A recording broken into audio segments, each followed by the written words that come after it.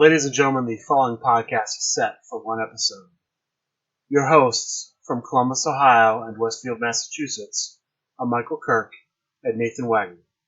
Welcome to the Outlaw Mudcast.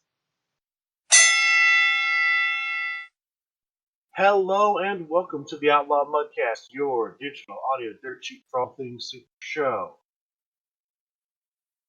And there's a few things to start with. First off, unfortunately, Nathan Wagner will not be able to join us today. There were some last-minute things that will prevent that. But we are instead going to be joined by a very special guest host. He is a man who almost needs no introduction. A man who is a two-time GenCon World Championship Tournament winner. He is the current Trios Champion for the legendary Fighting Federation. And I could go on and on listening to this man's accolade, but that would just drive the world mad. So instead, I will just give you to him now, ladies and gentlemen, Mr. John Polverino, the number one player himself. Michael, thank you very much for that introduction, my friend. How are you doing this morning? I am doing well. I'm looking forward to talking to you. I know this is not the first time we've tried to have you on the show. I would love you. And not only we have not only formally landed you, but we've landed you as a guest host.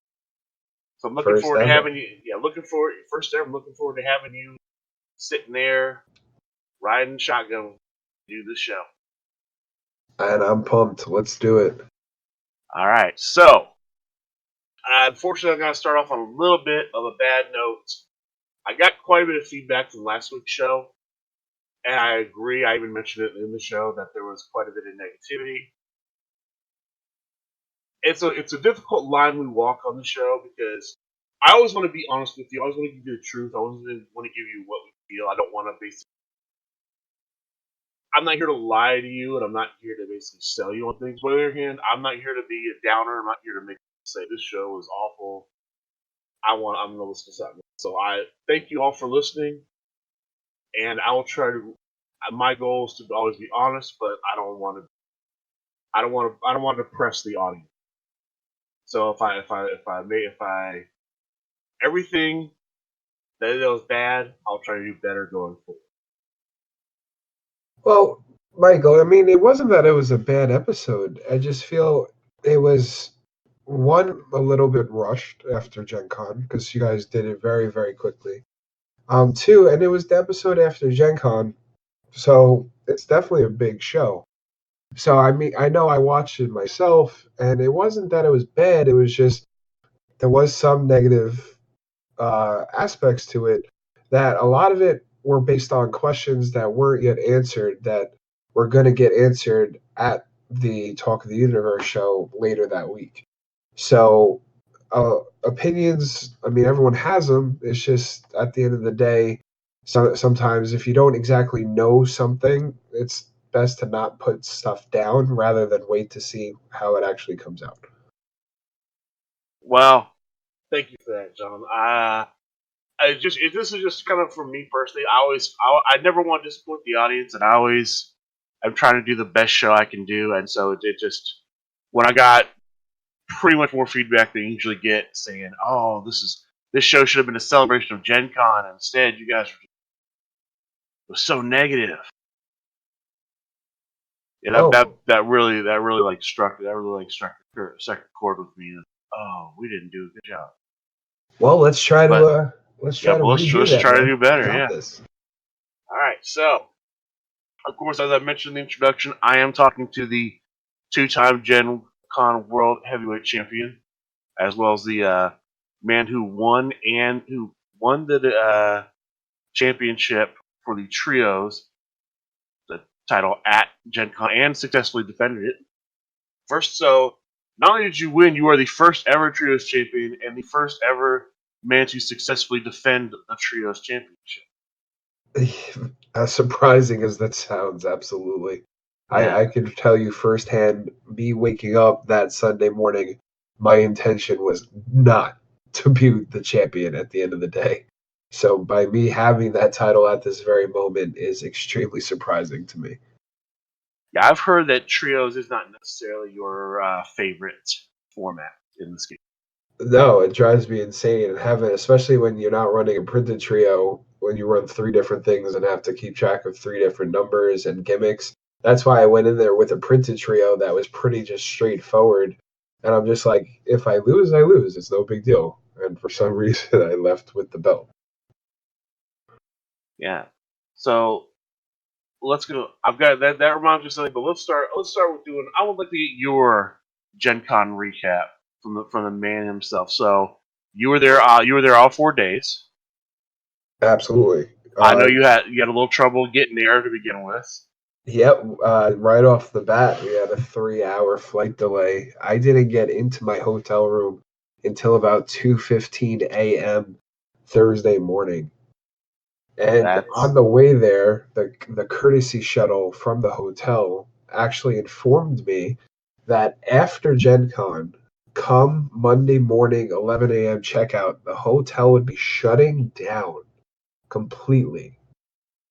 So hearing that, I'm just like, what? Well, so what's the current state of the hotel room and the hotel? And the guy said with a smile on his face, to be honest, it's kind of just chaos over there. I'm like, oh, okay. Well, this is going to be a fun weekend. was it as bad? Did it end up being as bad as he made it out? Well, I mean, it had its aspects. You obviously saw they pretty much stopped vacuuming here and there. The complimentary breakfast, which should be hash browns, was mush. The typical waffle maker that this time actually didn't even make the waffles completely. Uh, Wow. Ice water that was literally dumped a thing of ice in a bucket, and over time it melted. It was pretty entertaining. Like for the most part, they kept up with the room cleaning. I know one day, like they just decided, oh, we'll just do the bedrooms, not even touch the bathrooms. But I know the icing on the cake was definitely when one day we discovered the room across from us had been ransacked.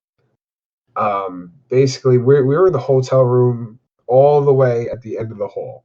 Like there would be no one to the right of us, and to the left of us was that big gap. It wasn't like directly next to the door. There was like that big wall, and then afterwards was the door. So there really was no one next to us on either side. Across the hall was another room. One day we got home from the convention, like late in the morning, and it had looked like it'd been crowbarred open. And in there, just complete chaos. Just dressers broken. It didn't look like an actual hotel room. It looked kind of like maybe it was like a utility room, but there was a bed in there that was flipped. Dressers was broken, and I kid you not, Michael, there was blood on the floor. Oh Lord. And I will, what's it called? I have a picture of it, and I'm going to send it to you. So what me and Vic did, Vic the Brick, we closed the door slowly, went back in our room, and triple locked the door. Jeez. So yeah, that was a pretty eventful thing.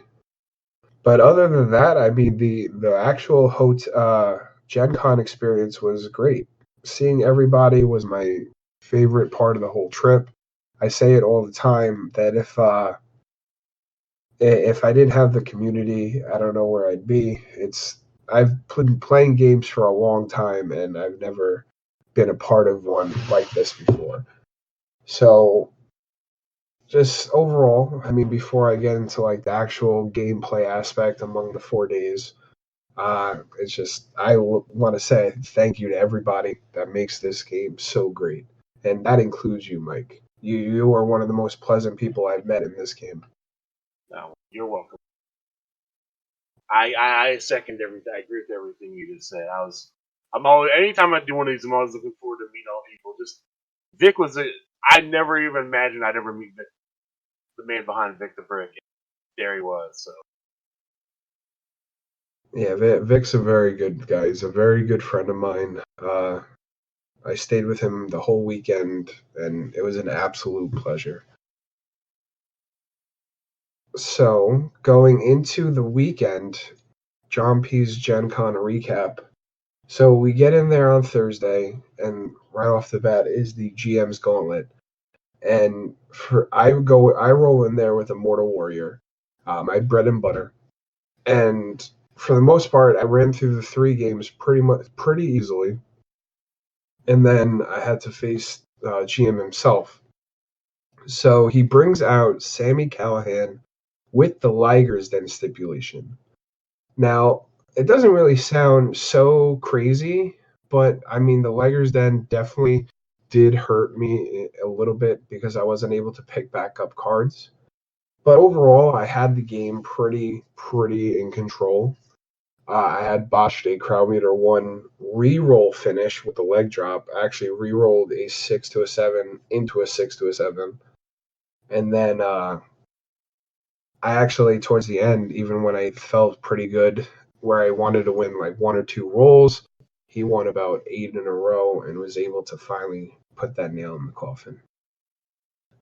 So he had a pretty good day. No one was able to win that, so everybody ended up getting a prize. For that, I actually got a foil Sage the Wiccan Witch card, which was pretty cool. What do you think about the additional foils to the... Oh, they're so shiny and cool, man. I love them.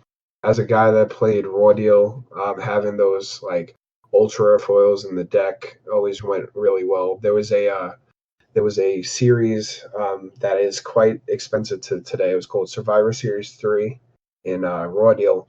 And what it was, they took normal rare cards and put foil to them. And it made them more valuable and obviously more fun to play with. So if you were able to get like staples in foil form that you can use in each deck, it made your deck look more flashy. And obviously there's no actual competitive advantage to having them. They feel the same, look the same shape and everything. They're just nice to have. So I definitely enjoy that. So after that was the Underworld tournament, which I was very excited with the character coming out. His name was Peter Lionheart. And I thought, this guy is really, really nice. Like, you literally put your opponent on a luck-based roll for his finishers. There has to be something special with this guy. So I roll in to the Underworld tournament with him, and I miss Top Cut 3-3. It was kind of devastating. It's like, oh, how does that happen? And what happened was the first loss came from Mr. Brock Smith, the GOAT. He was playing D2, and I've never saw somebody roll so many 10s in my life. That being said, he hit the first finisher. He did roll an 8. I kicked out. And then this happened twice during the tournament. His second finisher he hit. He rolled the natural 10 to an 11, and it was over. Yeah. So I started to think maybe just leaving it up to chance isn't the best way, because otherwise they still have a gimmick. You don't necessarily have a gimmick, and your finishers are kind of vanilla. They're not really like crazy good. So, and after the tournament, Steve Resk actually came up to me and said, "John, you're too good of a player to be playing a helmet deck. You don't need help. Just play the game." So we went back to the hotel room, and the next day we decided that, okay, maybe we have to do a different route, but we'll see. So the next day was Friday. Okay, before you go on from Friday, for the listeners who have never heard this term before, what is a helmet deck? A helmet deck, or what I like to call a potato deck, is a deck that doesn't really have a competitive like strategy to it. It's a deck that basically it's a safety net, where you, like Night Terror or the second part of like Ombre's gimmick. Ombre is by no means a helmet deck, but like the second part, something that would protect you from what your opponent can do, is kind of like a helmet deck. So it's not really a deck that does much, not flashy, not really strategic. You just kind of say, hey, opponent, you can't do this, and go from there. All right, So that like was Night Terror is a helmet deck. You just literally say, hey, we both don't have a gimmicks, let's play a game. He's a helmet deck where it's like, hey, you have to use your finish rolls and hope you don't botch them. Which, as I learned, very much can happen with them just getting lucky and rolling 10s, as it happened twice that tournament where they rolled a natural 10 to an 11, and I lost. Sad day. Very sad day, but how was your 3-3? Wait, how was your Underworld experience? I am probably the worst Underworld player in the world. That's not good. Why? What happened? I can't. I've literally the last 3 Underworld events I've played, I've won. Who did you use? I used Devil's Advocate. I think I used Devil's Advocate twice, both at Origins and GenCon, and then I used King Thick and Grand Gathering. I just can't seem to win games. See, I'm a big fan of Devil's Advocate. He wins a lot more games than expected. So that's interesting. I mean, we should work on that. I would love to help you out with the Devil's Advocate deck. Well, you can't. But the best thing we can do with the Devil's Advocate deck is switch out. But that's for another. All right. Well, first, so Friday morning. Oh. No, keep going. We're still on the Underworld. No. I was gonna say moving forward past Thursday into Friday. Right. Yeah. Was the Birdcage.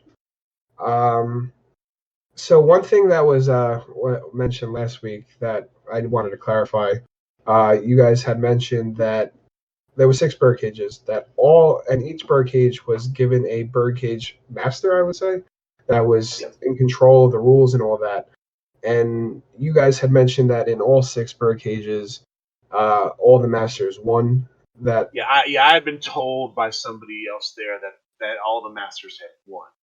Right, I think only half maybe did. Yeah, I've since been told that's not true. So apologies to the audience that I've been corrected by a couple people. That's not exactly the case. Although I believe you were one of them that won. Yes, I did. Mark Perry did, and obviously the Brain did. Yeah. As far as that goes, I believe that was it.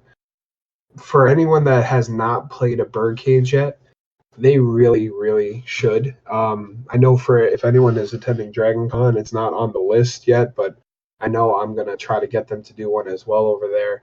It's just such a fun aspect to just draft your deck and play it, and it brings out the best of people.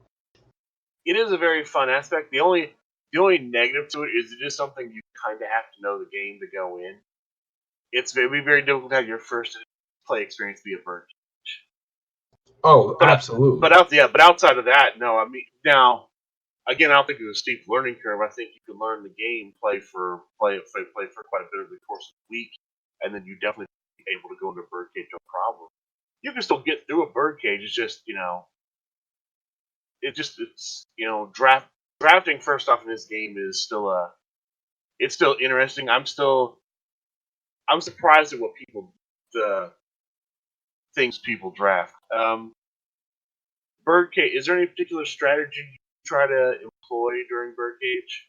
Well, my first strat is you want to hope that you get a random number in the later of the 6, mainly because if you get 1 or 2, sure, you'll get first overall pick, which will probably be for your competitor, and then you get pretty much last licks and second to last licks, which is like the last picks of the next couple at least, which turns out to be key piles. So as long as you're okay with not getting first dibs at a competitor, being able to pick like 3, 4, 5, or even 6, you're still getting good odds to get good cards, like the dropkick if it gets picked. Otherwise, if the person number 2 chooses the dropkick pile, you're gonna end up with the low blow. And though low blow is a flashy card, it's not a stop, which in these type of things, if you want to be successful in a Birdcage, you need the stops. even if they're like not the greatest stops, they just like normal Super Show, you need to have stops to win these games. Yeah, I can tell you in my own birdcage, when I got to make my picks, those were the first three things I picked.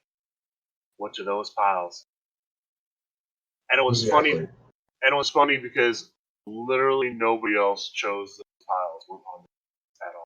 Well, that's always a good feeling when and this comes with like an experience Yeah. sometimes where a person chooses just an aggro aggressive pile instead of the stop pile, and every time somebody picks a pile, you know you're going to get a better card when that pile gets to you, when the pile you actually want gets to you.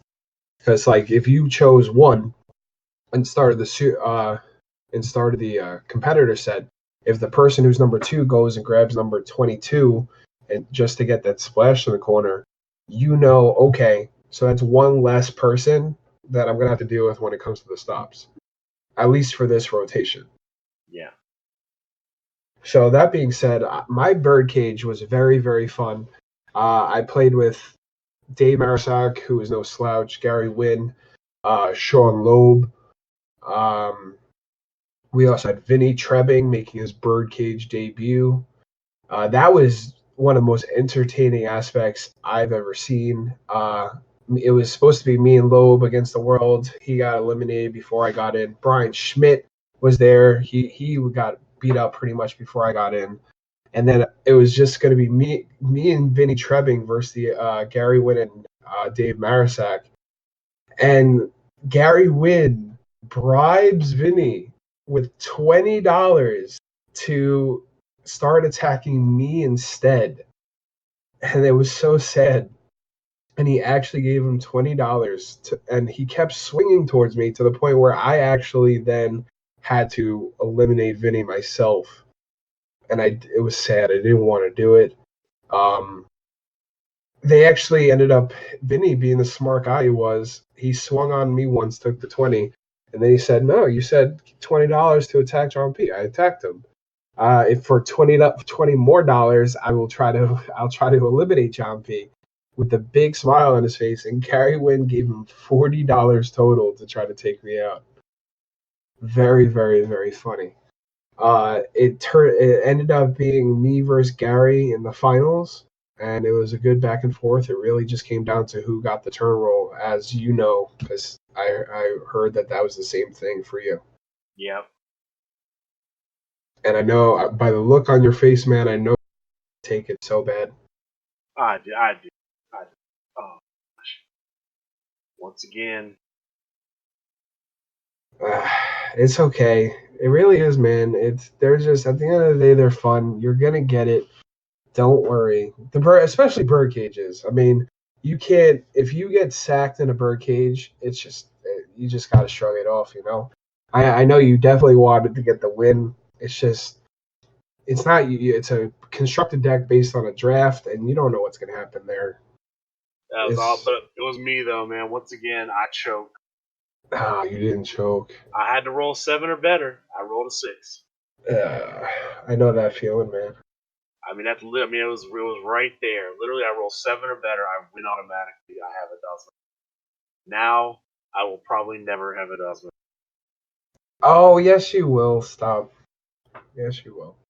Maybe we'll see. We'll see. Maybe I put them in enough tag teams. They'll just give me one. Maybe. I've been that. Yeah. Yes, folks. I know. I've been putting up tag team names. Message me if you want me to stop, but I'm gonna keep going for now. That's awesome. I don't know if anyone cares. I don't know if anyone will make it into the tag team, and we will talk about tag team coming up. Actually, we'll go ahead and start now because the next event that day was tag team. Yes, and what's it called?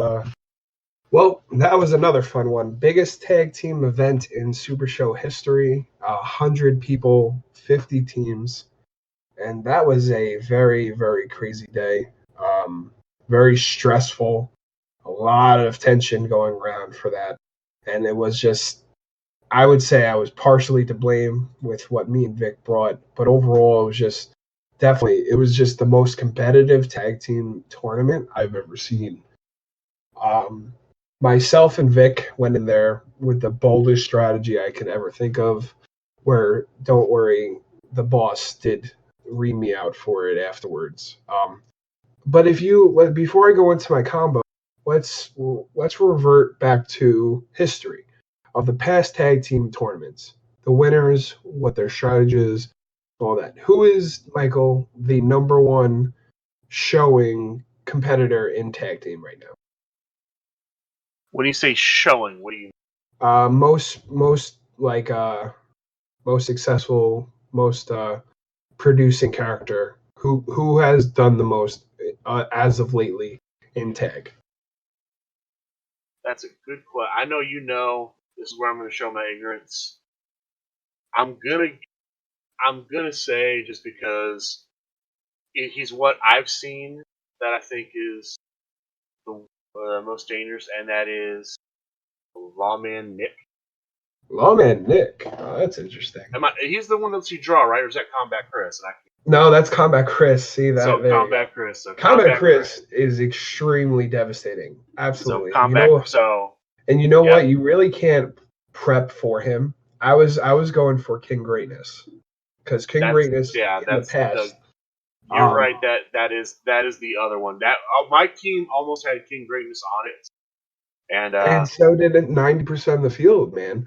Yeah, my partner changed last minute. Yeah, it's just the fact that he can look at two different players to use his gimmick, and look at the past. The current LFF Tag Team Champions has King Greatness in it. The winners, spoiler alert, the winners of the Friday tournament this past GenCon had King Greatness in it.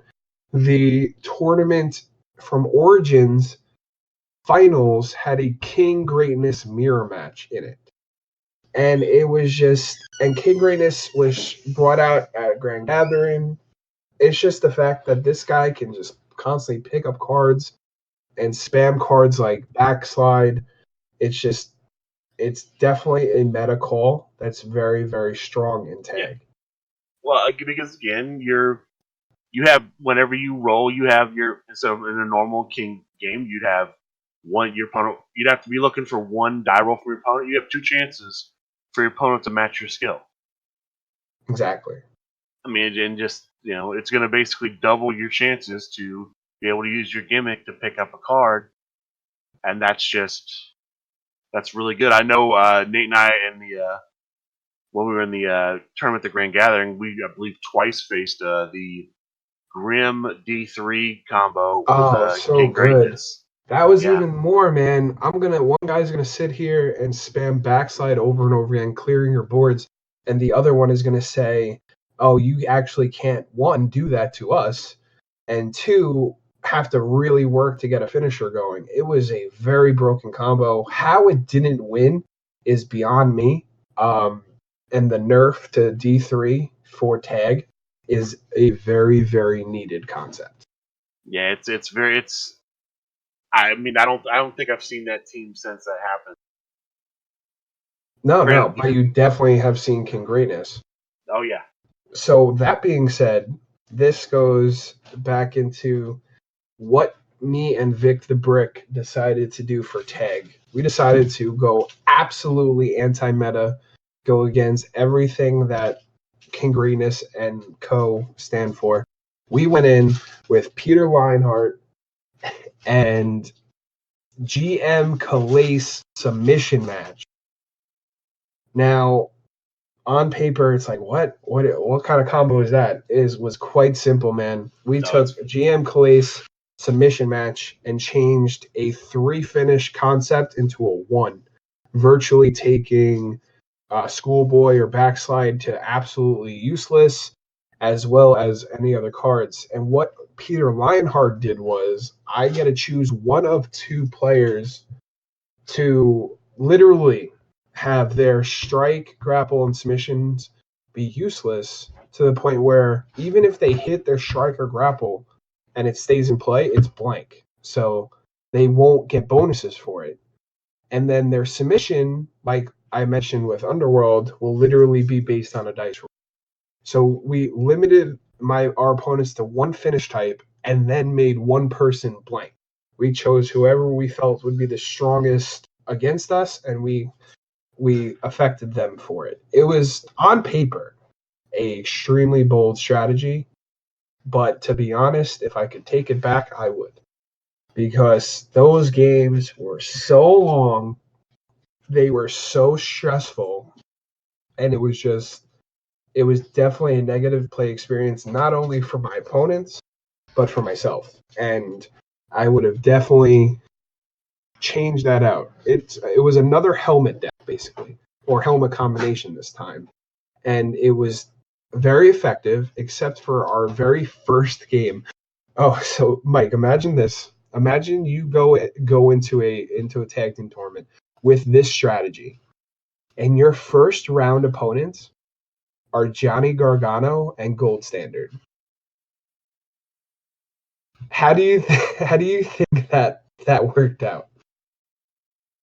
Being able to pick up cards from the discard, especially submissions with Gargano.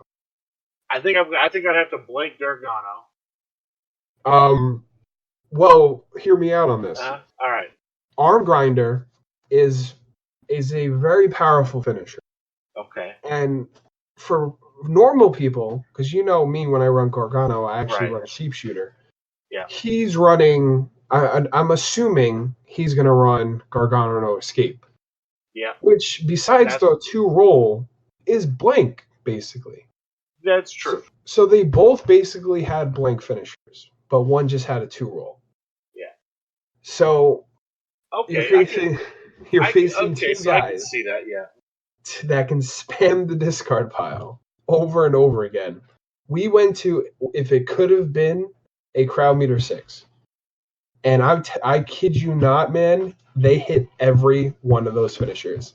King Cold just kept botching it over and over and over again. A 5, 6 to a 7, 5 to a 7. I guess actually Peter Lionheart actually did its job in that case.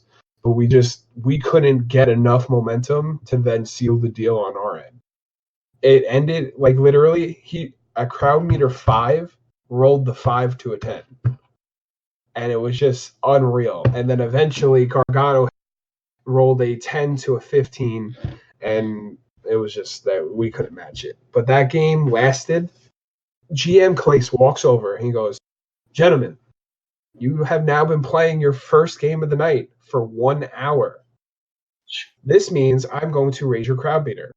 And then looks down at the field and sees crowd meter 5 and goes, "Well, I guess I can't do that. Carry on," and walks away. It was very entertaining, but definitely drained. And just think, every game that night was the same thing. Just drain, drain, drain. So me and Vic made it to top 8, where we had to then face off against the Dangerous Alliance, Chris Pate and Sean Loeb, 2 of the nicest guys I've ever met. And just after they were our final match of the Bullet round. We played them in Bullet, and we won in a 45-minute game that completely drained all of us out. And then we got randomly paired with them for the very first round for top 8. And it was just absolutely draining. Sean Loeb, one of the nicest guys ever, the calm one of the team, was absolutely stressed out from this game, to the point where after it was done, after a crowd meter 4 slugfest where they did take it home against us, he said he needed a minute and he had to walk away. And from that moment on, I literally said, "Vic, I can't with these helmet decks anymore, man. It's as strategic as they are. Maybe if it was a robot versus a robot, where emotions wouldn't come into play, it would be the smart move. But for this, it just can't be done." And Dangerous Alliance did take it home. They went on to top 4, where they faced NWO, running, spoiler, King Greatness, and South Bell, who was deemed to be very strong in tag team, where they did defeat the Dangerous Alliance, which I heard was another good game, to roll on to the final, against Gropar, Chad Gropak, and the current tag team champion in the Grump in a King Greatness mirror match. Oh, great. And then South Bell versus Shade. And apparently it was like a 5-minute swing. Chad hits a 9 finish straight up, and they actually didn't kick out, which is very funny and anticlimactic to a tournament that was deemed the longest tournament in history. Now, now, since you brought him up, since you played GM John Calais, I know there was a bit of discussion about the introduction of Calais into these tournaments. I know that prior to this turn to Gen Con, there had been essentially you could not play the GM John Calais because I believe the reason cited was time concerns, that he would make matches too long. That was very, very true. Okay. So, having now seen him played in things like tag, do you think they should go back to restricting him in this tournament play because of that? I do, and it's not just because of tag.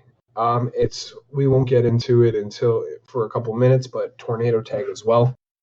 He made a interesting showing, and it's definitely just a negative play experience. I can't speak for them on what they're going to do, but if I had my 2 cents, I would say go back to the original idea of banning him. It's not because he's broken. It's not because he's just unbeatable. It's just it's an experience that would just drag games on, and I definitely saw that. And people kept complaining like, "Oh, we thought he was banned. We would have did the same thing." Yada yada. I mean, to be honest, and I know you watched the show as well, we've mentioned a couple of times on the Talk of the Universe show that he was going to be legal, and that we felt he wasn't too strong to do it. And like they mentioned in Top Cut, if GM Clace makes it to Top Cut, any house stipulation will override his gimmick. So sorry, Charlie. So that being said, though, and then people are like, well, some of us might not be able to watch the show. Ask. Simple. Shoot a message. Hey, is GM Clace legal for Gen Con? That's it. People just think they go in there saying, oh, I'm just going to roll with it. And then when they see something, they try to get so defensive. Doesn't hurt to ask, Michael. That's all I have to say to people. Just ask. So the tag team event ran long. So long to the point where pretty much everyone but the top 4 people and the house crew were left standing. And then that was a very long night.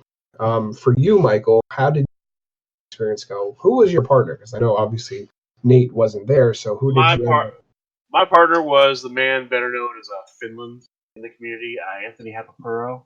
Nice. We had our shots. We did not get out of the bullet rounds.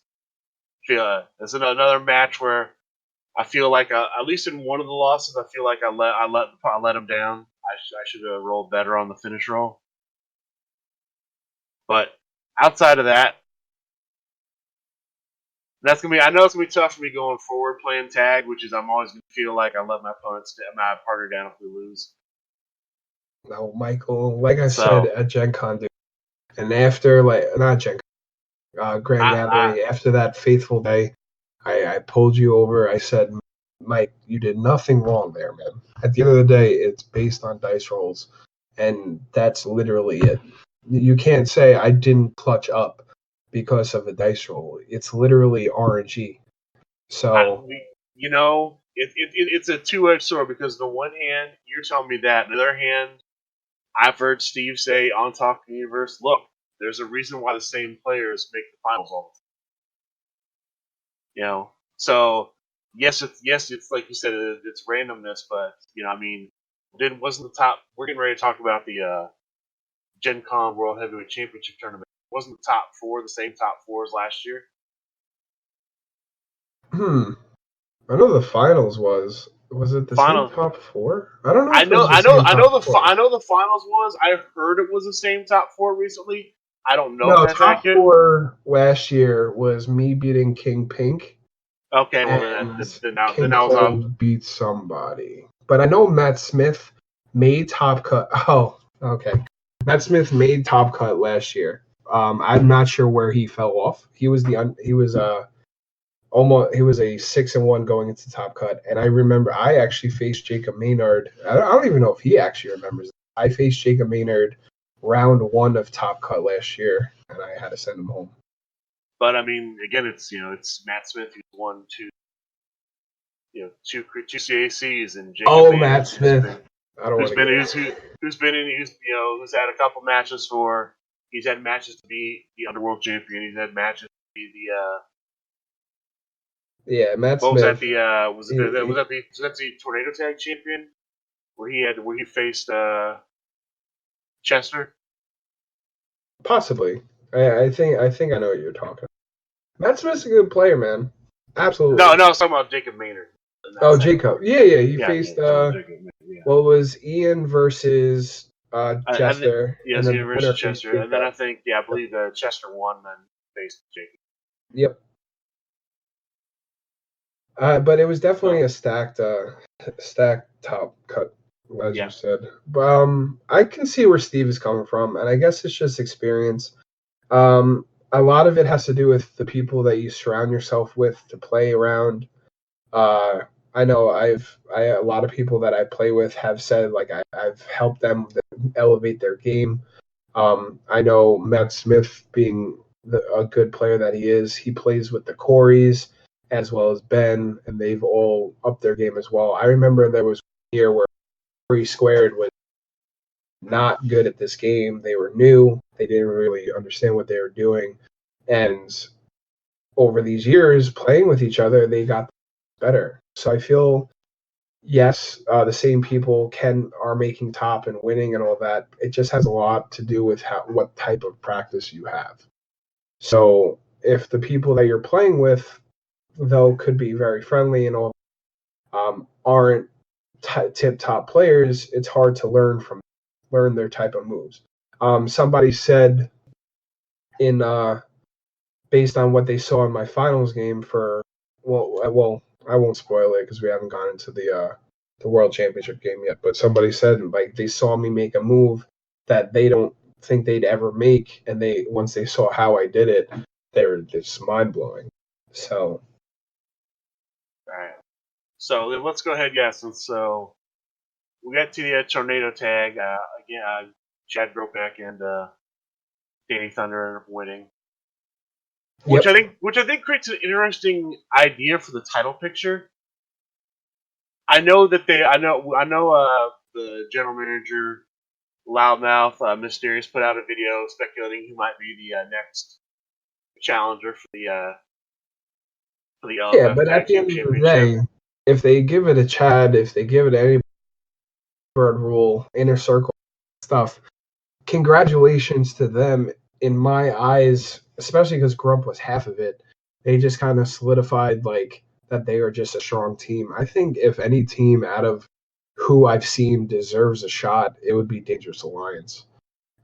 They just, besides the fact they are such good people, especially for the people around them and for the community, their play is phenomenal, and just Crispy said it himself, they are trying so hard to solidify themselves as Team of the Year candidates, and I think they deserve it, honestly. If because I know Steve mentioned on the show, it's not going to be all about the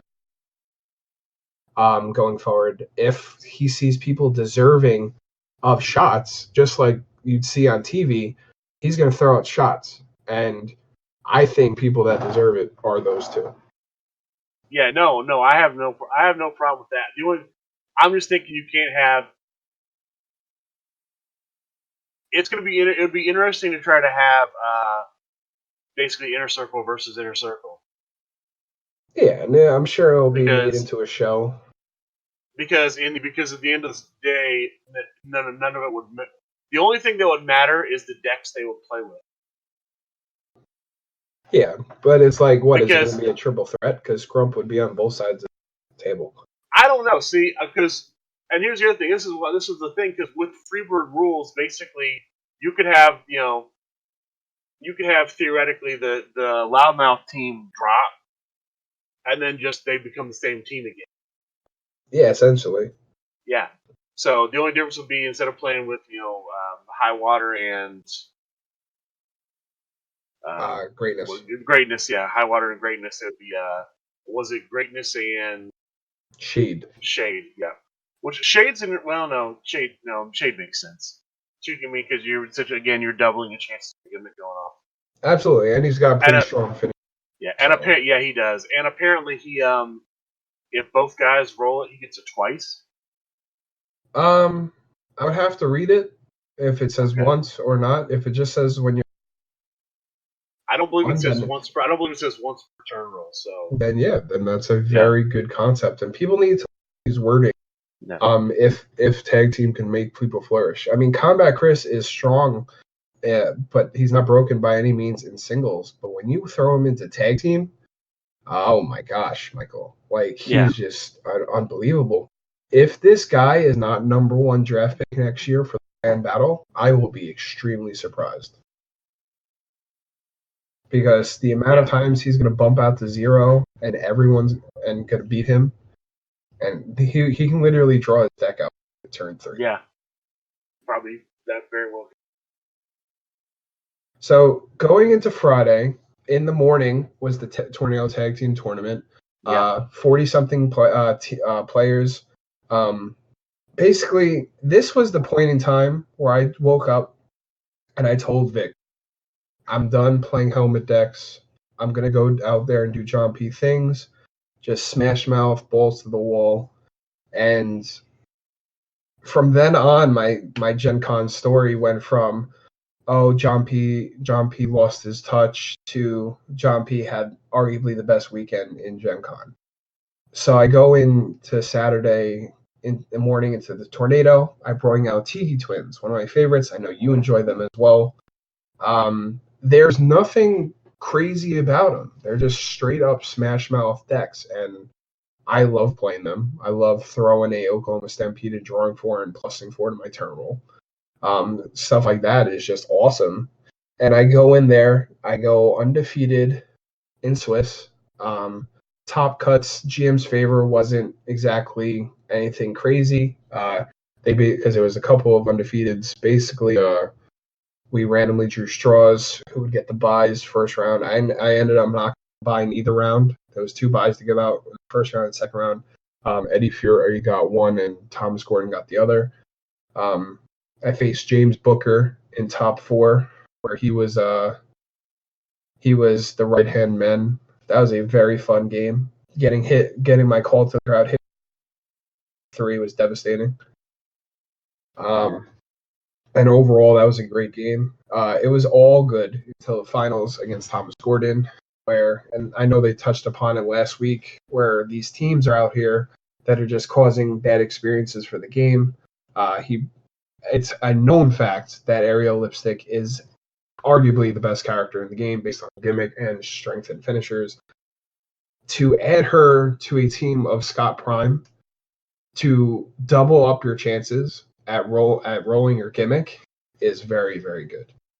So seeing what was being happened, the head office calls in and says that the finals was going to be a steel chain match to even up the playing field. And it just, at that point, it did even up the playing field.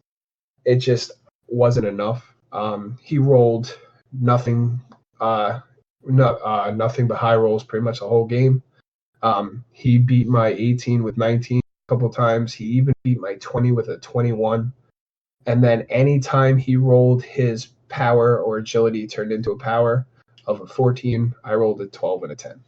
So at that point, there was just no real way I can get into that game, and Thomas Gordon won it. But making the finals in that event was still pretty good for me. Yeah. So, but that being said, making the finals after not even making the top cut in Underworld and then only making top 8 in tag was a pretty good jump for me. I felt pretty good with that.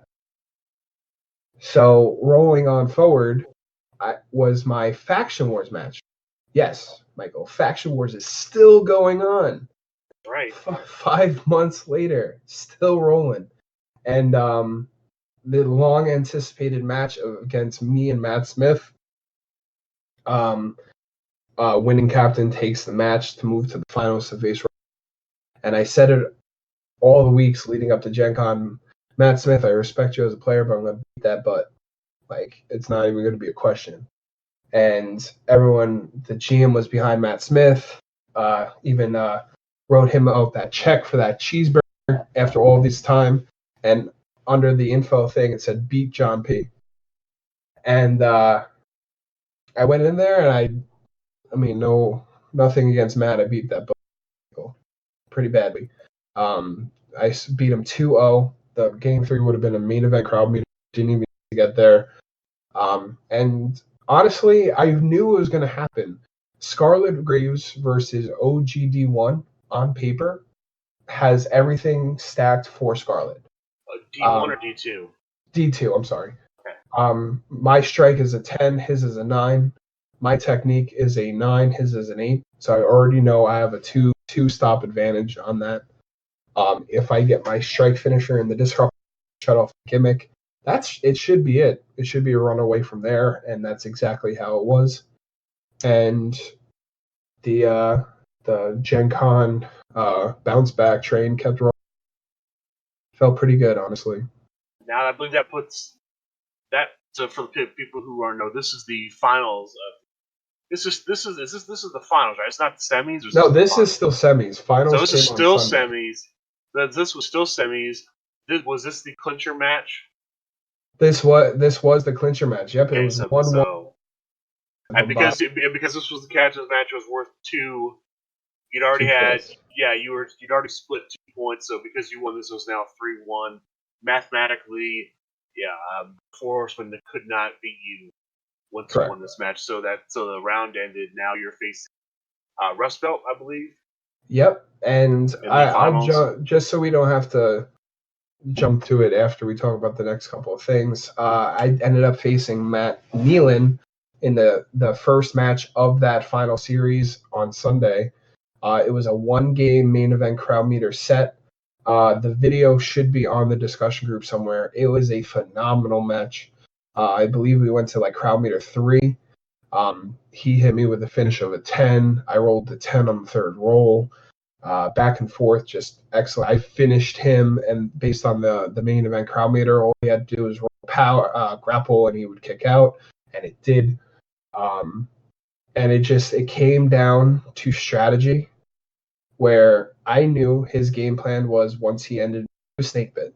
Once he, I'm thinking, okay, my card in the discard pile blanks his gimmick.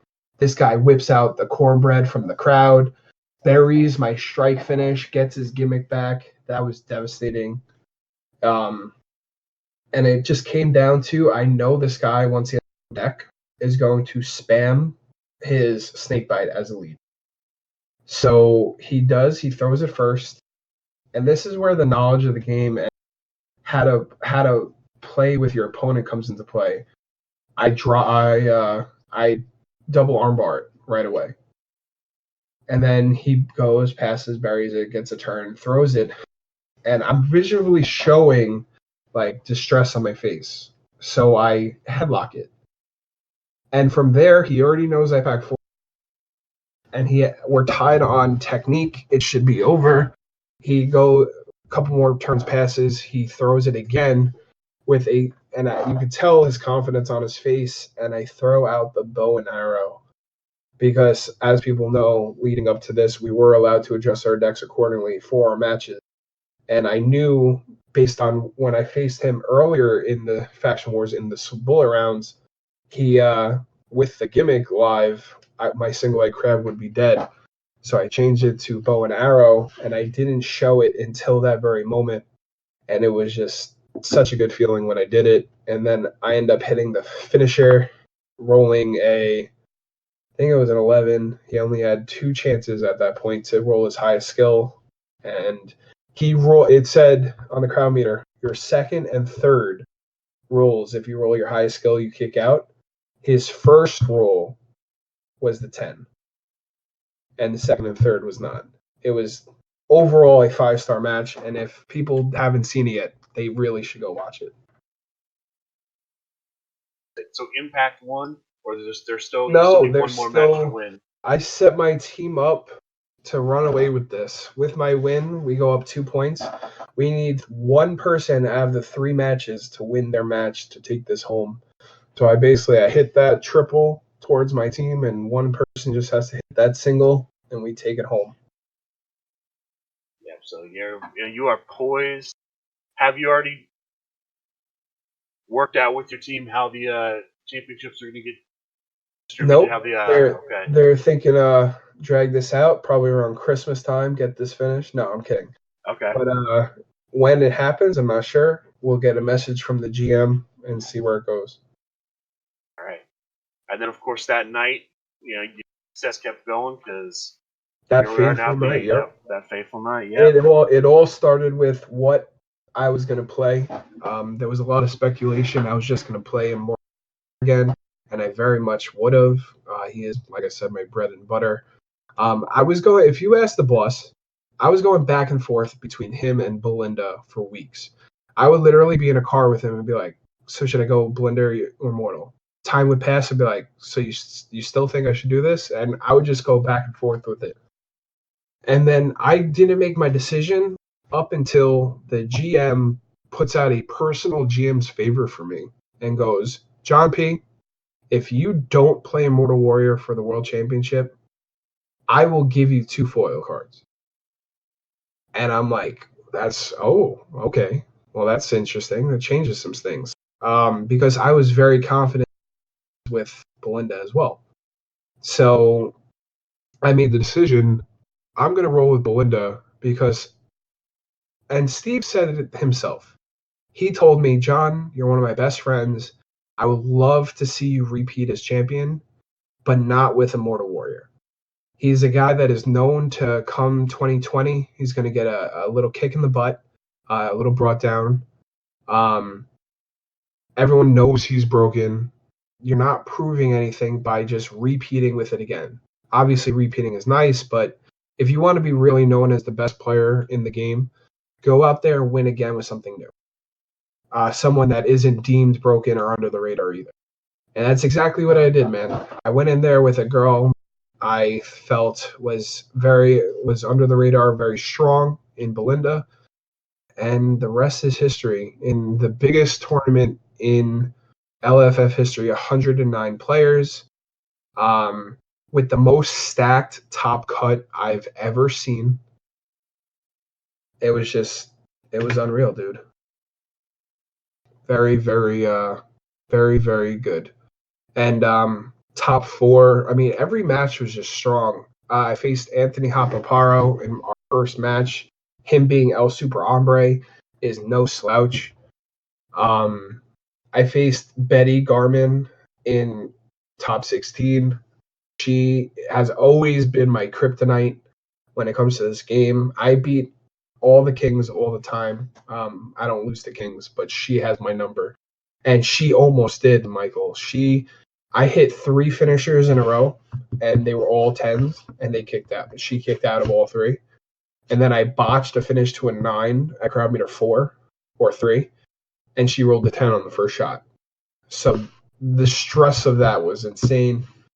And then top 8, I faced the bum, Kobe, the kid, in a very, very good match. This kid knows his game. He knows how to play it. Top 4, I get another match against Matt Smith. Kept that butt rolling train going. I beat him, though it wasn't an easy match whatsoever. He played amazing red, and he even hit the first finisher of the game. It was a very good game. And then we go to the finals, and it is the rematch, which, like you said, you see the same people making the finals. And it was literal rematch between me and King Cold. At that point, the undefeated King Cold in a main event match where he hit the first finisher, where it was a 49 arm grinder, rolled an 8, I believe. I was able to kick out. And then the rest is history. When I hit instead of throwing my finish strike first, I threw the 7-1-8 first, where I didn't have the submission finish to follow up into it. Just to try to see if I can draw out his stop, and he did. He used Beg for Mercy on it. And then from there, the next turn, I threw the strike finish because I believe I baited out. No, he's packing full Nelson. So all he would have left is double armbar with a decently sized deck still. And he hits. I roll a natural 8, and he goes 6-7-6. And I don't know if you watched it, Michael, or just watched the video. I saw that 6 on that third roll before anyone else, and I was just like, no effing way. And I even got up.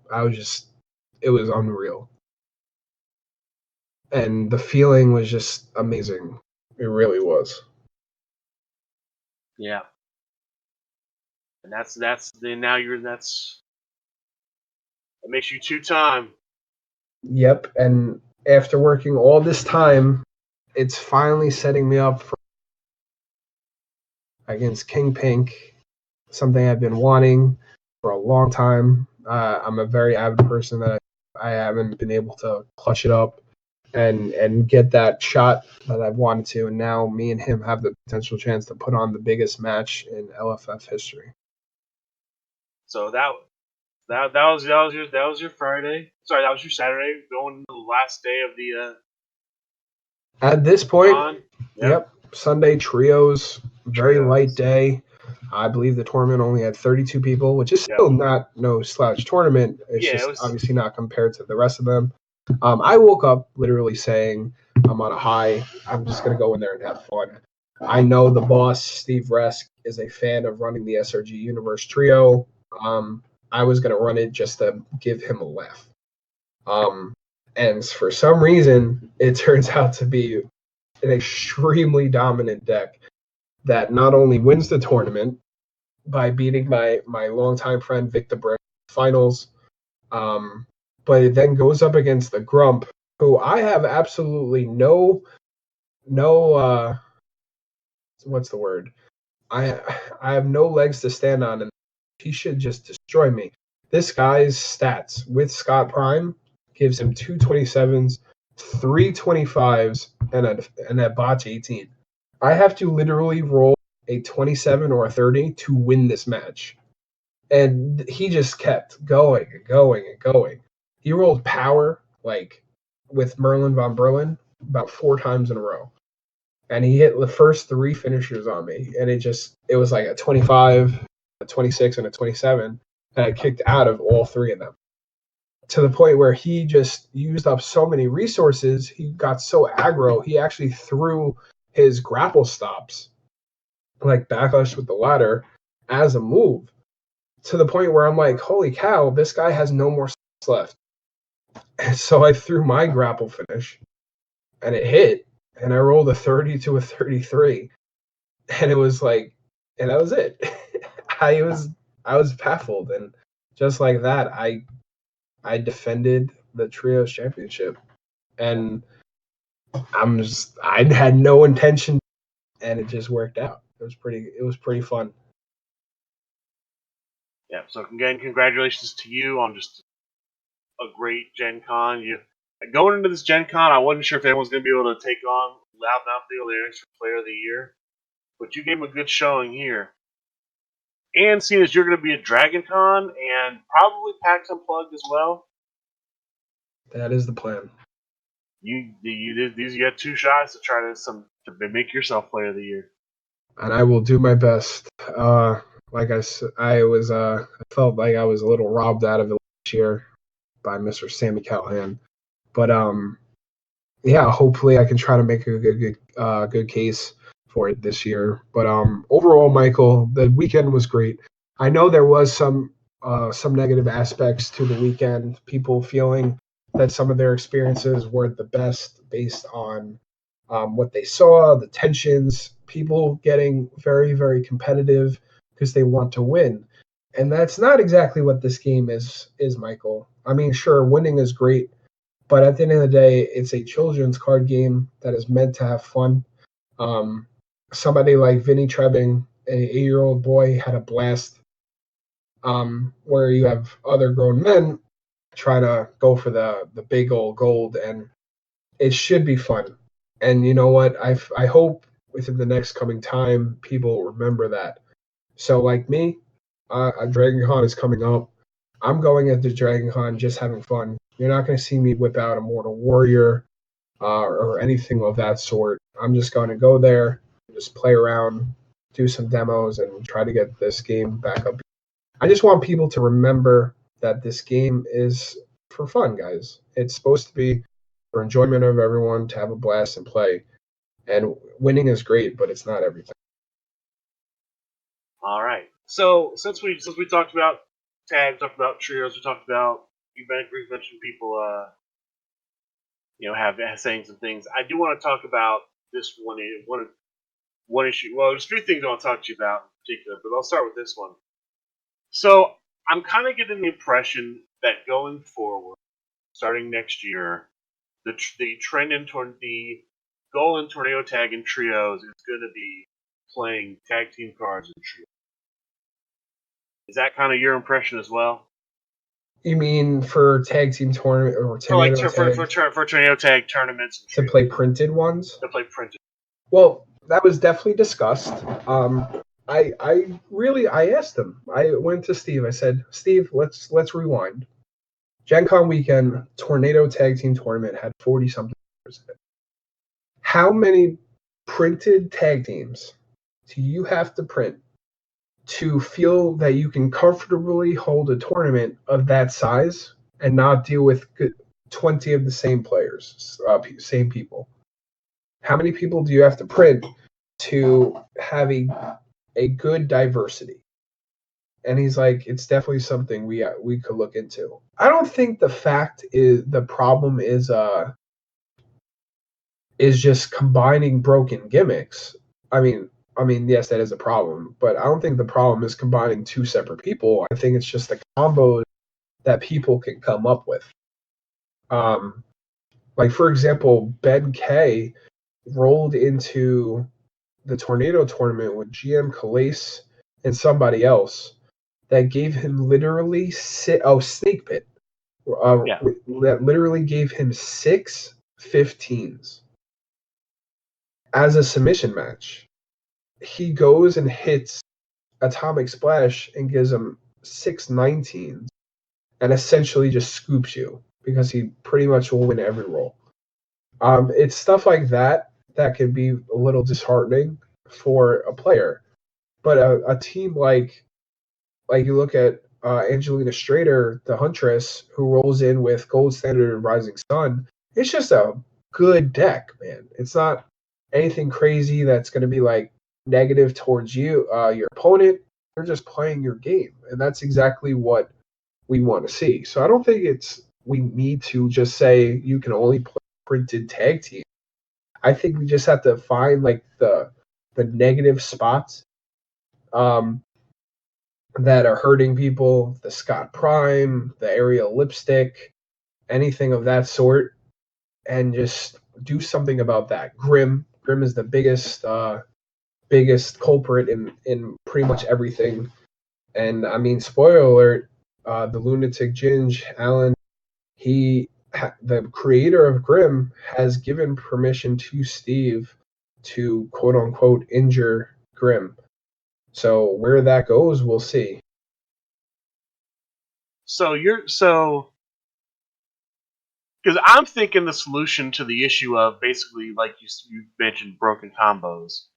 Because based on hearing Steve, you, other people in the community, my impression, the game isn't the spirit of the game is not create broken combos and use that to win. The spirit, it's the game's supposed to be about the game's more supposed to be about the fun play experience than just champion at all costs kind of mentality. Right. To me, if you're trying to get rid of problematic combos.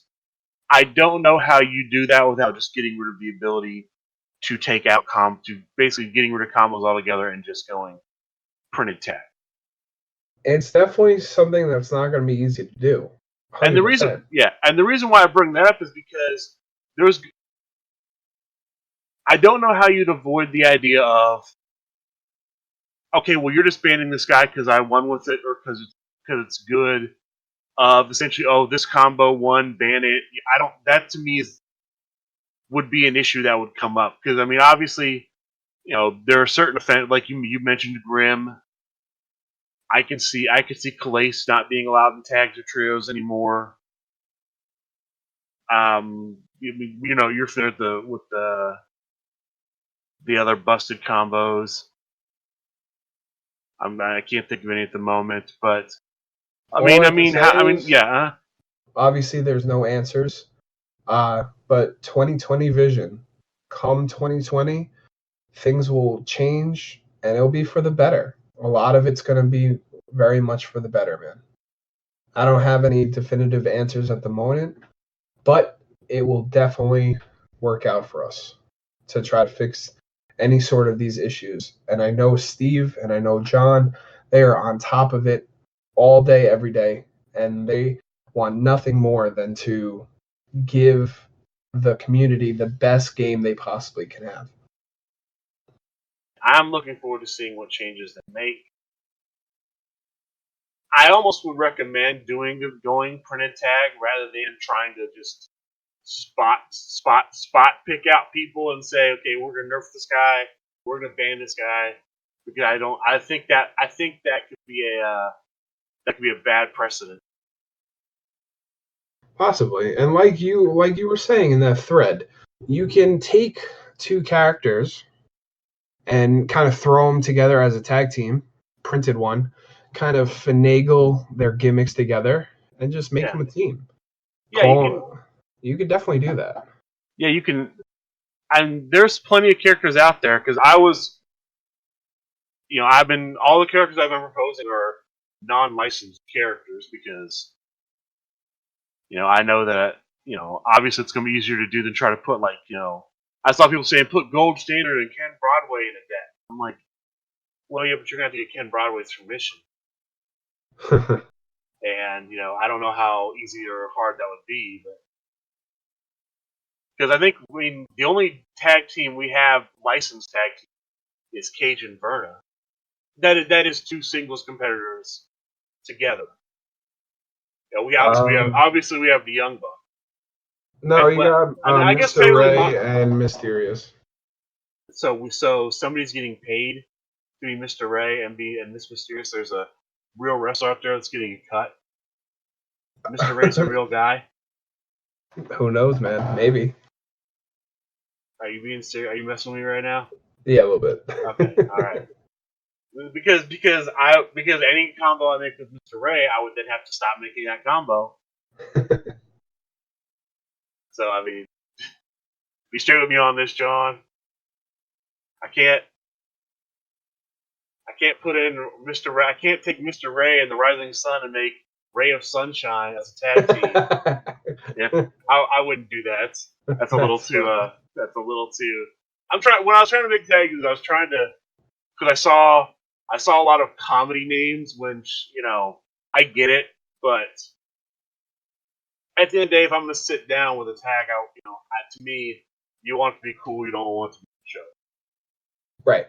But I get why people do that. Yeah, a lot of jokes involving Salty Sailor too that I can't remember the show.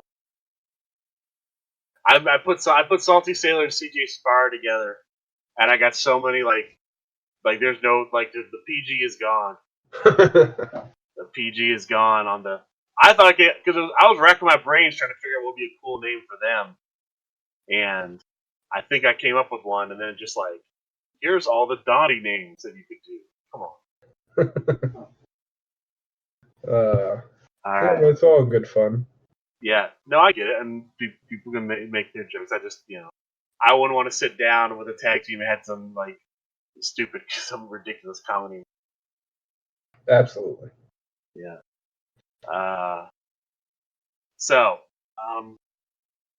I talked to you about this earlier, and I wanted to bring this up on the show because there was a bit of controversy revolving around 3 new stop cards. Save the bacon. That doesn't work for me, brother. And swing it. Yes. All right. And so, before I get into this discussion, I want to make this part clear. I don't have a problem with the end result.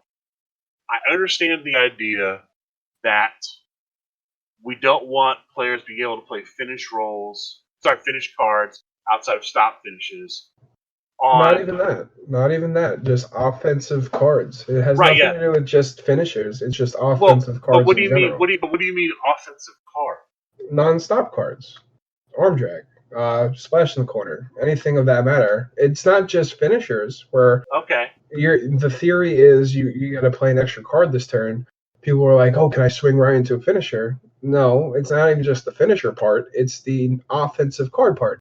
It's pretty much straight simple. You can only play stops to your opponent's cards on your opponent's turn. Like last week, the argument was, well, why can you cross arm breaker on your opponent's turn? Because it's a stop. Right. That's really it. How it works is you can play a stop card to a card your opponent plays on your opponent's turn. You can play a stop card to as many cards that your opponent plays, unless it says otherwise. Like if for any reason down the line a card comes that says this card needs 2 stops to be stopped, anything like that. So it says you can play an extra card this turn. Essentially, it's saying you can play an extra stop to a card that your opponent plays, but you can only play one that you can already do anyway. It's literally just doesn't work. It doesn't say you may copy the text and then play a offensive card, because you're just not allowed to do that unless it states otherwise in your gimmick, like Alien Invader. Okay, so let's back up a second just to give people an idea what we're talking about. So the cards I mentioned, Save the Bacon, That Doesn't Work for Me, Brother, and Swing and a Miss. They're stop cards, skill cards.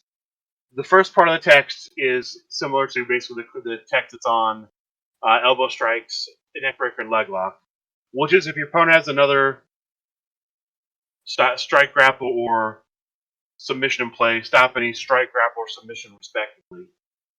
But where the second part of the text is where this controversy comes in. Copy the text of a strike, grapple, or submission your opponent has in play until the end of the turn.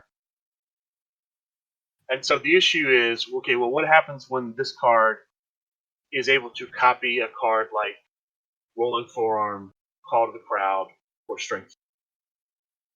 Because those cards essentially say you may play one additional card this turn, or if you have less cards in your hand than your opponent, draw 2. And so the question, 100%, but it's very simple. Right. You may play 1 additional card this turn, but you can only play stops on the turn. So it says you may play 1 additional card this turn that can only be a stop, and you can't just play stops. You can only play stops to cards your opponent plays. So essentially, it's a wording that just doesn't matter, sadly. And people ask, well, why it doesn't say that in the rules? The simplest answer is the rule book was obviously printed before this mechanic came out. So there was no need to say you can only play stops on your opponent's turn, because nothing ever came up for that. For when an FAQ comes out, it will obviously be stated. But until then, you gotta listen to when the boss and GM and whoever else, the rules officiators, say, quite simply, you just can't play offensive cards on your non-stop cards on your opponent's turn, and you can only play stop cards when your opponent plays a card, and unless stated otherwise, it's 1 stop per card your opponent plays. So, okay. Yeah. Yeah. All right. So while I have I'll amend my statement slightly. While I have no problem with basically saying you cannot, with the idea of, look, we do not want players to be able to play offensive cards outside of stops on their opponent on the other player's turn. So we're going to basically make a ruling to not allow that. I think the way they've gone about making the ruling causes problems on a larger scale. And let me go into why. Okay? So in the case of this interaction with, like, we'll say Save the Bacon copying a call to the crowd, right? Yep. Call to the crowd, says, would basically put the text on Save the Bacon that you may play an additional card this turn. But because the rules say you can't play offensive cards on your opponent's turn, you can't. Basically, you're not going to be able to play that additional card. And in this case, because the rules say one thing and the card says another, we're going to do what the rules say, right? Correct. Okay. And you can't just play a stop either, because if you're just playing a stop, not as a stop, that's an offensive move. So it's not like you can pack one of those cards in Zack Sabre Jr. and then just throw the cross arm breaker because it's technically a stop. No, it's a stop when you're stopping a card. If you're just throwing it, it's an offensive maneuver. That's why Gia de los Mortis does not draw for her gimmick when you throw headlock as a move, because at that point it's not a stop, it's a move. That's another discussion for another show. I've already done that show. We can do that show again if you want. Well, it's quite simple. When you hit a stop card, draw a card. It's not a stop card as a move. It's a stop when you stop the card. We'll get into that if you want to. Maybe after the show, we'll get into that. I want to focus on the Save the Bacon cards. Fair enough. Okay, so like I just said, we're gonna basically the decision is, because the rule says you can't play offensive cards. This can copy the call to the crowd, but you can't activate that portion of the call to the crowd, because we've decided that the rule takes precedent. We're going to do what the rule says, right? Yeah. Okay. So may I ask? Here's where I think that's a problem. I'm going to run it by you. Tell me what your thought is. Okay. So let's say you and I play a normal standard singles match. All right. Yeah. Right. The rules say 3 breakout rules. Right. Yes. If I'm playing Rising Sun and I play Circle of the Sun, you get 3 breakout rolls, right? No, you get 1. Rising Sun's finisher, the Circle of the Sun, says your opponent gets 1 extra breakout roll. It specifically says what it's doing.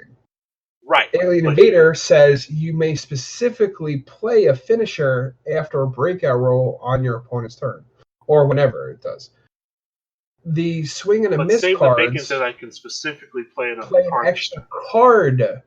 It's a broad. It doesn't specifically say what it's going to change, though. All it does is say you can play an extra card this turn, which in terms would be then a stop because it's your opponent's turn. If it said, and I quote, if it said you may play a finisher this turn or something like that, it might be a different. I left off with I play Circle of the Sun. You say you're going to get 1 finisher, one breakout roll, right? Because it specifically states it. Okay, but the card technically states that I can play an additional card this turn. It is too broad. If it said you may play an additional offensive or whatever word, you may play a finisher or something this turn, it might be a little different. But it's just a very broad statement. You play an additional card this turn, which doesn't say it's going to bypass any rules. These cards like Circle of the Sun specifically states what it's going to do.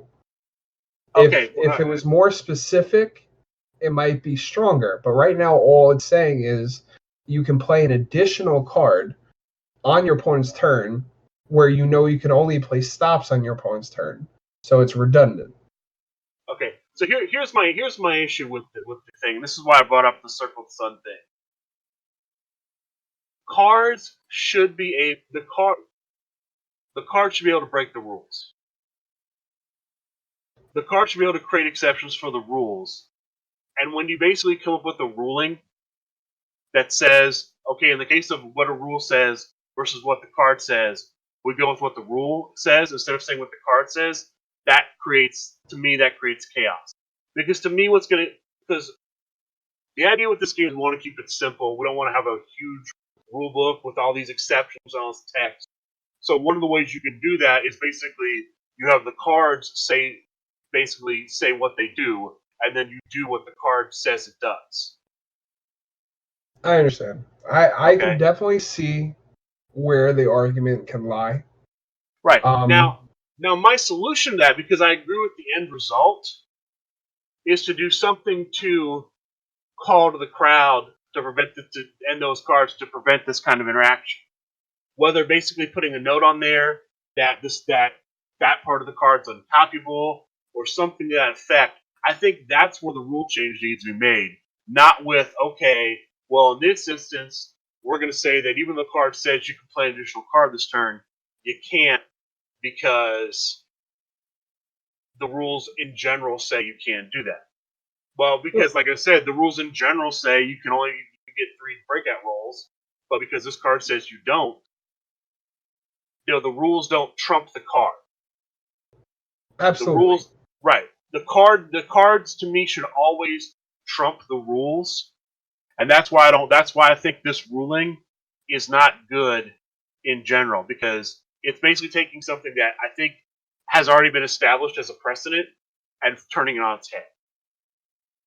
I can definitely understand where you're coming from, and it's definitely worth a discussion with the committee to figure that out, to see how, whether it's just a straight up FAQ post or if it's a adjustment in the text in future copies of the either party card. Right. It's definitely something that could be brought up, and definitely will work on that. Yeah, because to me that is a better long-term solution than setting a precedent to say, okay, sometimes when a card says one thing, the rules say the other. We do what the card says, and sometimes when a card says one thing and a rule does the other, we do what the rule says. To me, that's going to cause confusion. It's better just to keep it the same way all the time. Right. Right. Because if it's the same way all the time, it's going to be simpler. It's going to be easier for people to pick up. Definitely get that for sure. All right, that is my argument. That is my argument that they should add a clause. And I think the better way to do it, rather than basically try to add text to the actual save the bacon cards, it'd be better to add the text to the call of the crowds and make it either uncopyable on in general or uncopyable just on the opponent, just on your turn, or say something like your opponent cannot copy this on your turn. Right, because it's definitely a strategy to be able to, if your opponent, say you have a lead in play, right, and your opponent has call to the crowd in play, yeah, it is very, very much strategy to then hit save the bacon, copy call to the crowd on your turn, and go right into a finish. You absolutely can do that. It's just a matter of having the mechanic of doing it on your opponent's turn. That's the gray area that we can definitely work on. But yeah, to me, it's gonna be better for the game to basically keep the ruling in line with the other rulings in the past. I think it's better if we basically make the change on the card to prevent the interaction from happening at all. To basically make a ruling that sort of goes against other rulings. I can definitely see that, and that's my take on. And I would say, because I like rhyming, that what we refer to that rule as, where we put a clause on call to the crowd, we put a stipulation, as we will. because we're affecting the cards that are the save the bacon cards. We call it the bacon stipulation. I like that. That's pretty funny. But that's where you put comedy in the game, folks. But that's my take on the cards. I think that it's because we want to preserve the precedent that card text trumps rules. It's better if we basically errata card correct the card, because this is an interaction that just came up. It's better to make the change on the card than to try to basically go into the rules and say, well, when this happens, it can't because blah, blah, blah. Well, when this happens, because that just gets too complicated. To me, that's too complicated. I'm having to go to rules to revert to certain card interactions. It's better just the cards do what the words say. If I can just read the cards and play the game, that's better than having to go, well, let me see if there's a ruling on this. Let's go. To me, it's just better do what the text says. Absolutely. So they will definitely be working on that. But I figured I wanted to bring it up with you on the show because Steve might actually listen to the show. But it's definitely, I'm going to see Steve soon, so it's definitely something I can ask him, because it's not about changing the rules of the game to allow this. It's about just working on wording to explain better why it doesn't. I think we pretty much hit that topic. I think we're done. I think we're done with that topic. What else you got? I know that we got discussed and talked to the universe about the whole kissing booth thing. Well, that one's quite simple. To me, the problem with the hang up to me seems like is this. It's because the letters spell a word. People think that word has to be in them. That word as a word has to be in there. It's quite simple. This mechanic stems back from Raw Deal days, because Raw Deal did the same exact thing. And for people that don't know what that is, it's another wrestling card game, and it's a game that myself, the boss, the GM, and actually quite a few players came from. So it stems back from a mechanic from their game. It's the simplest answer is if you go into a word search and ask the search, is the word boot in the word booth? It's going to say yes. It doesn't have to sound like boot. It's just there. It's kind of like a word search. The way I would explain it, I almost made a video on this. The way I would explain this, let's say instead of saying boot, it said, quote, if the card has CKBR, unquote, end quote. CKVR? What is that? My gimmick would trigger. Because neckbreaker and backbreaker have CKBR in the name. Sure, absolutely. Even though CKBR is not a word, it would be very crazy, but absolutely. If your gimmick said when you get a card with CKVR in the name, draw a card or whatever matter, that would be techie as hell. I think that would be really cool. It's not a word; it's 4 letters in a row. Absolutely, it wouldn't make any sense. Those 4 letters in a row. Your character would have to be named like Craig, Robinson, Barry, King, or something, like, to make sense about that. But your theory is absolutely right. If it worked like that, it absolutely would happen. Yeah. But I mean, people say, "Oh, it doesn't make sense. Why does boot in the word booth?" Quite simply, because it is. Yep. Do I agree with how it happened? I think it kind of is silly, but hey, it works if it's right there. The truth is, if you can keyword search boot, it would pop up in booth. Yep. Yeah, absolutely. Yep. Because again, that's the thing I've said. It does not. The text does not say if the name has the word boot. The word does not appear in the text of the gimmick. It just says if they have, quote, BOOT, end quote.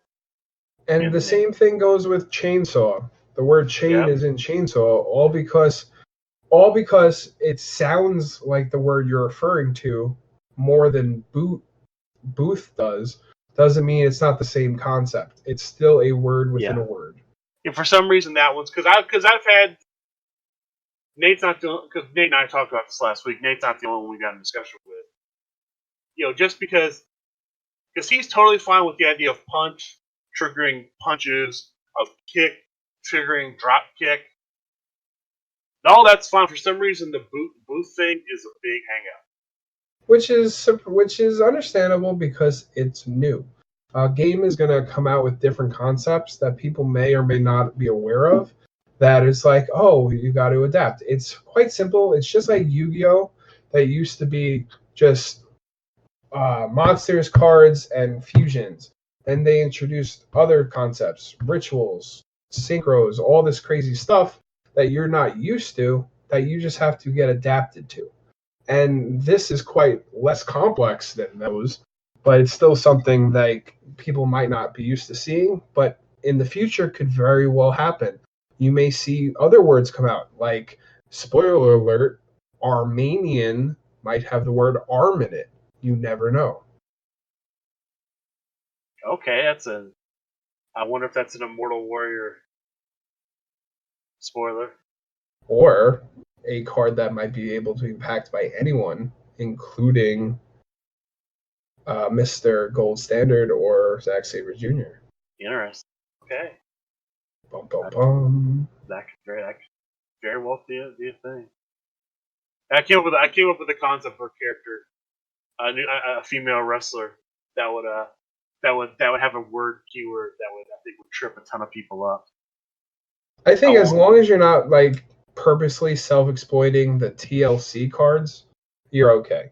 Yeah, because that's a whole mechanic in itself that you don't want to get like too good in.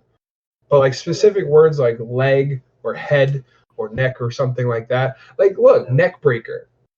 It's one word. Yeah. So. But I mean, there are characters that trigger off breaker, I believe. Exactly, neck and breaker they trigger. Yeah. Who triggers off neck? Sami Callihan's grapple finisher. Okay. But yeah, I think that's all the rule stuff. Is there anything rule-wise you want to discuss? Those are the two rule things I want to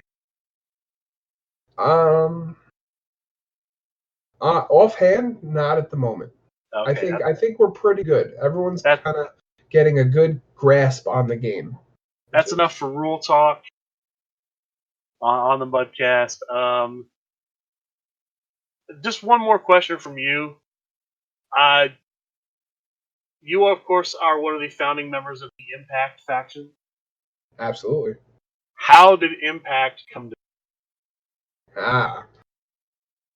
All right. Well, I would love to tell this story. Actually, one day, this was a little bit after Plaid Saturday, I got a message from somebody, and it's somebody who was not in Impact right now, that said they were curious if I was interested in starting up a faction. I said, yeah, that sounds good. Going back and forth with names, we settled on Impact, and then we decided, okay, who are we going to bring in next? Because we want to grow. I said, hands down, got to get Bombada. It makes sense. He's not a Calais guy anymore. So we brought in Bombada, and then it was just the three of us. And then from there, we started to figure out where to grow from there next, where then we wanted to be the first concept group that had members across the world or even the States. Like we did it before KSW did it. They actually stole our concept. So we went to Pittsburgh with the Fireball. We went to Pennsylvania with EV Fresh. We just grew from there. But it was a group that was made specifically to go against what was starting to grow and being way too big, being the inner circle. And it's developed into something really, really great. What people don't know is, I mean, Impact's been together and in the shadows and growing for so long. There was members. I have members in the group right now that aren't even known to be members yet, that are just waiting for their time to do so. I have members that join members that ended up not working out, including the man that what's it called? Including the man that started the group with me. It just never worked out. We had multiple times where he was going to come out and say that he was part of the group, and it just didn't happen. And it eventually just phased out, and he no longer was in the group. So Impact just started as something to go, I guess, be the anti-authority and be the good guys. And I think it's really taken off.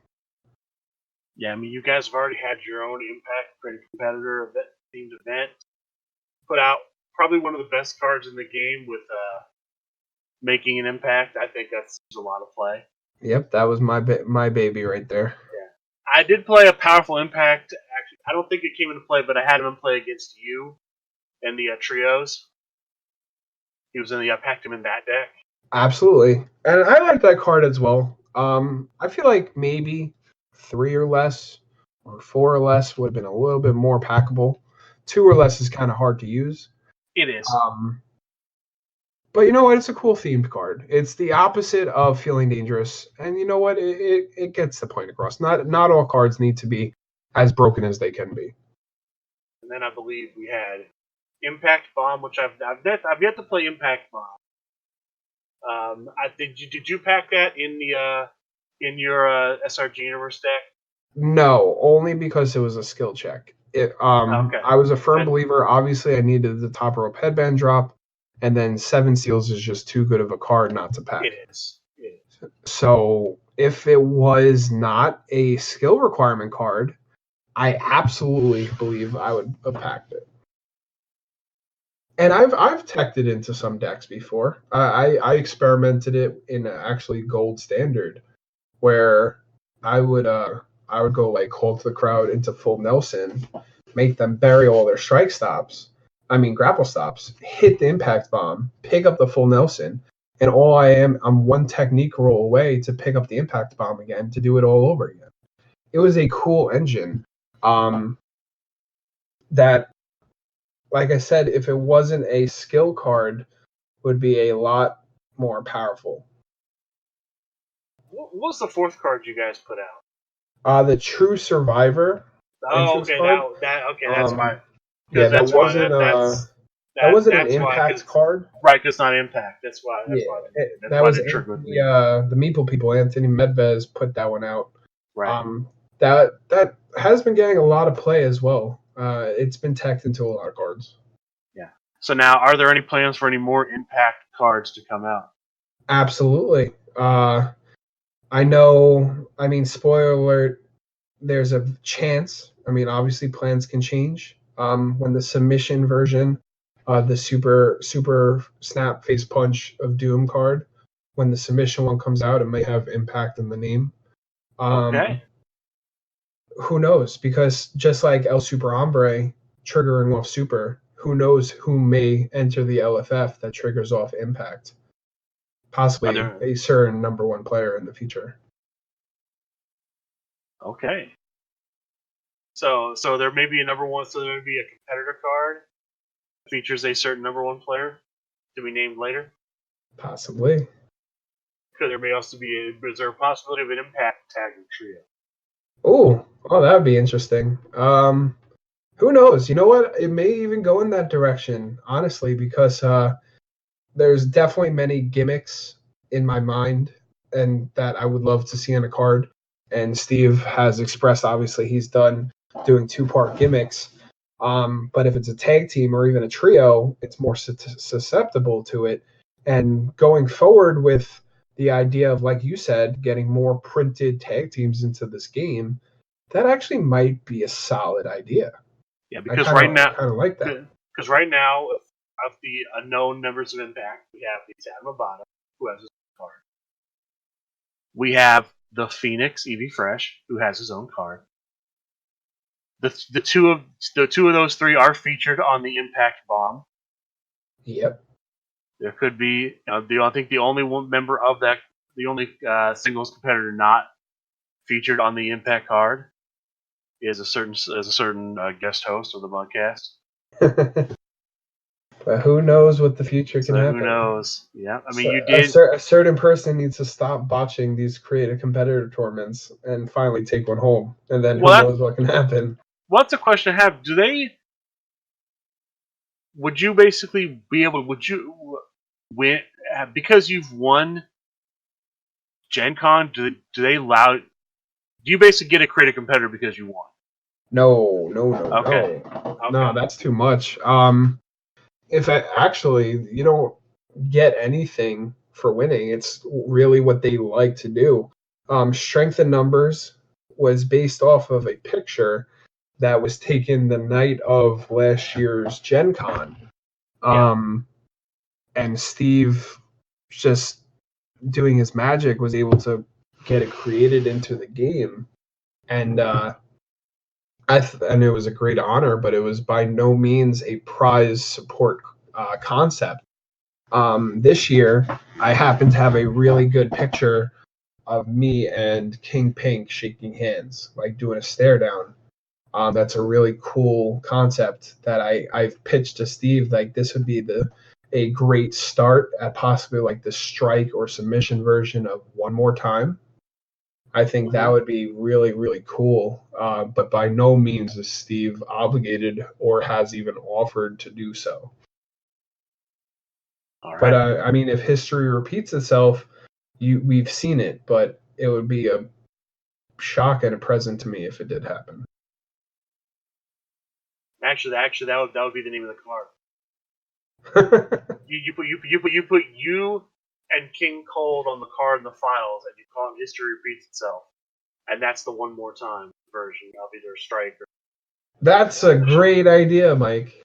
That's actually really, if we can get a picture like that and get that history repeats itself, is a solid idea. That's the One More Time. That's for me. If you make that, I want a copy. Send it to me. Same thing with all the tag teams. I'm hoping if any of the tag teams get picked up, it's like, hey, we made your tag team. Here's a tag team. Absolutely. So if I make 500, I'm getting a lot of competitor cards coming up. All right. Well, I guess I got to get back to making some tag teams. So let's wrap this up.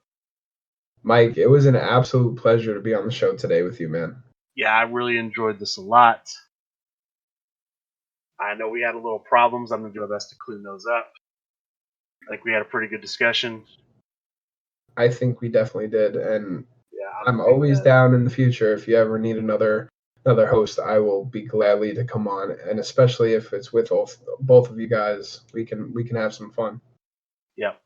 Ladies and gentlemen, that was my special guest host, the LFF Trios Champion, 2-time GenCon World founder, leader, captain of Impact, John Polverino.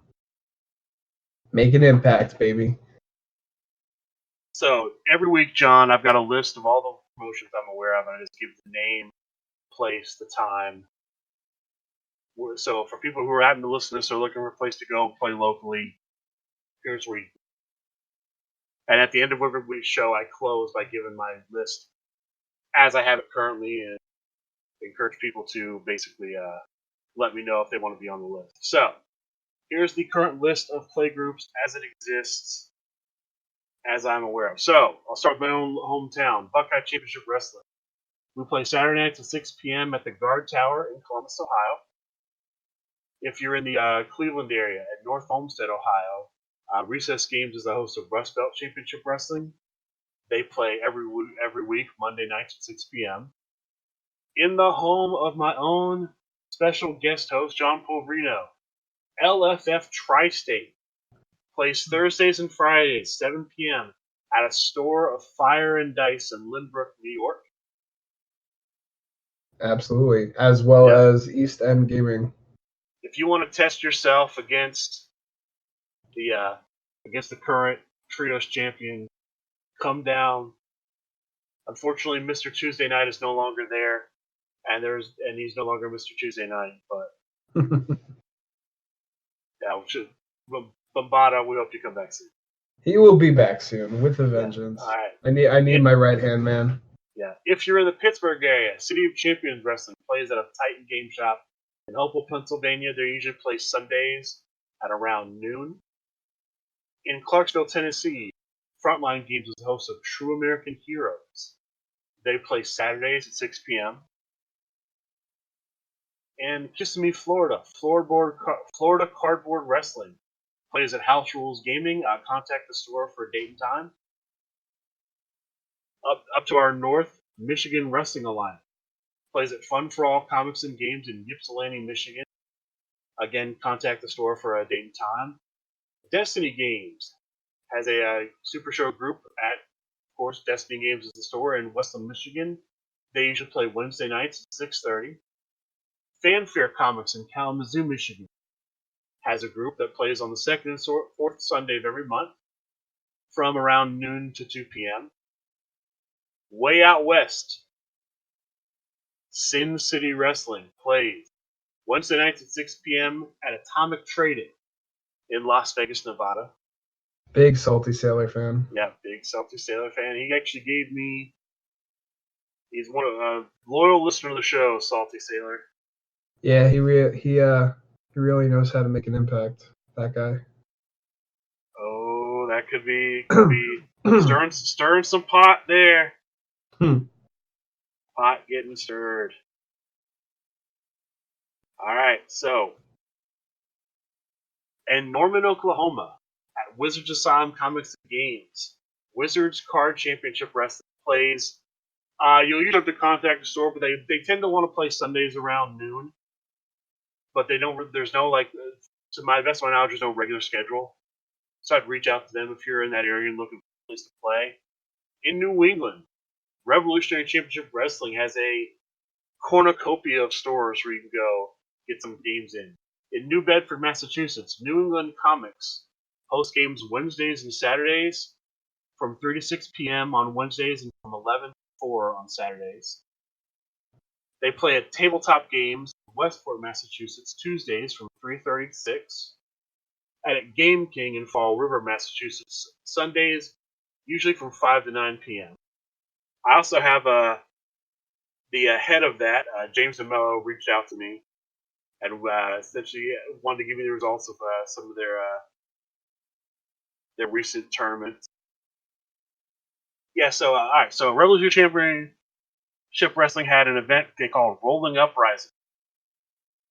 The highlights of the tournament: in the Uprising tournament, Ace playing Candice LeRae beat Allison Luia playing El Pollo Emascarda to win a Tier 1 Kickstarter set. So from the Uprising. That's a great prize. And of course they had their Rolling Championship.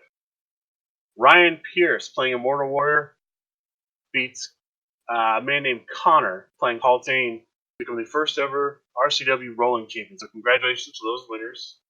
If you want to get in on the action at Revolution Championship Wrestling, seek out the play groups I just read.